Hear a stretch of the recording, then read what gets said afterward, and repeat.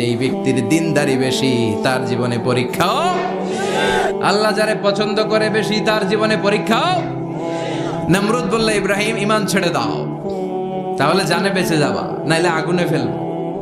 সাইয়েদনা ইব্রাহিমের এক কথা, জীবন যাবে কিন্তু ঈমান যাবে। নমরুদ বলে, ঈমান ছেড়ে দাও, তা না হলে আগুনে ফেলবো। সাইয়েদনা ইব্রাহিম বলে, জীবন যাবে কিন্তু ঈমান যাবে। তার মানে আগুনের পরীক্ষায় পাস। চিল্লায় বলেন, আগুনের পরীক্ষায়।